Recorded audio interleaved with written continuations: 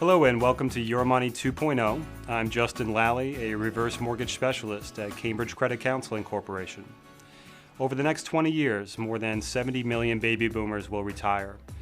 And if current surveys are accurate, a large percentage of these individuals will be woefully underprepared. According to reports from Reverse Mortgage Magazine, only 38% of baby boomers will have saved enough to get them through retirement. Although that statistic is grim, a review of the overall retirement landscape is even more startling. Approximately 78 million Americans currently have no retirement savings plans whatsoever. Very soon, they're going to discover that Social Security alone won't allow most Americans to continue in the lifestyle they're living at the time they retire. A significant number of these people may need to rely on the equity in their home just to make ends meet. Some of you may be saying, that's what Social Security is for. Well, Social Security was never intended to be the sole source of income for retirees. It was created to provide retired persons with the resources to cover basic expenses. When it was established, the average life expectancy was just 65 years. However, the average lifespan in our country has increased by almost 30 years since the 1930s. Needless to say, this has compromised the effectiveness of the program. The average senior citizen now receives about $2,000 a month from Social Security. However, the average annual monthly expenses nationwide are closer to $3,000. That imbalance is a clear indication that we have to do much more to build appropriate retirement funds if we're going to make it.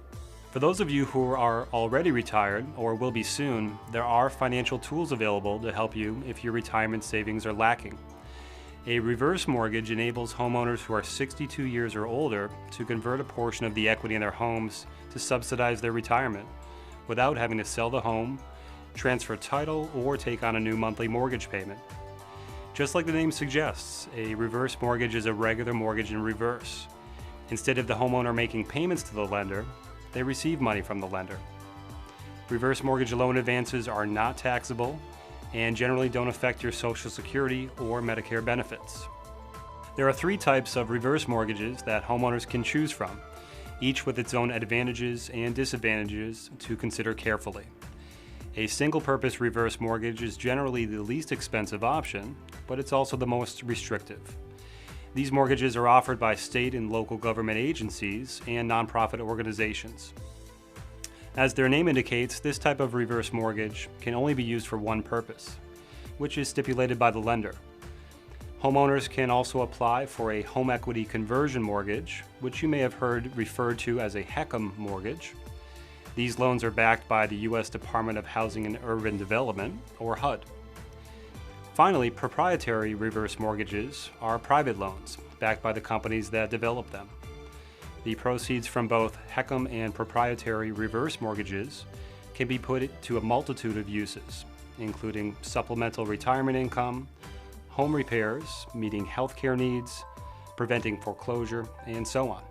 Before applying for a HECM loan, and before you apply for some proprietary reverse mortgages as well, you must participate in a counseling session with a HUD-certified counselor. The counselor must review any additional options available to you, including any other home equity conversion options currently available. The counselor will also discuss the financial implications of entering into a reverse mortgage, including tax consequences and the impact of a reverse mortgage on your estate after you die. Most counseling agencies charge around $125 for their services, but the fee can be paid from the loan proceeds. Just how much can a reverse mortgage add to your retirement portfolio? The amount you can borrow depends on your age, the current interest rate, and the appraised value of your home or FHA's mortgage limits for your area, whichever is less. Generally, the more valuable your home is, the older you are, and the lower the interest rate, the more you can borrow. As you might have guessed, there is a lot more to these unique loan products, and you have to do your homework before you commit to one.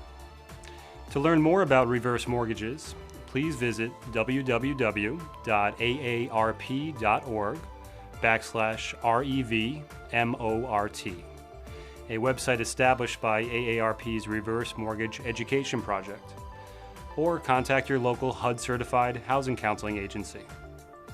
Well, that's it for this edition. As always, we welcome your feedback and ask for your thoughts and suggestions by emailing us at yourmoney2@cambridgecredit.org. Thank you for watching.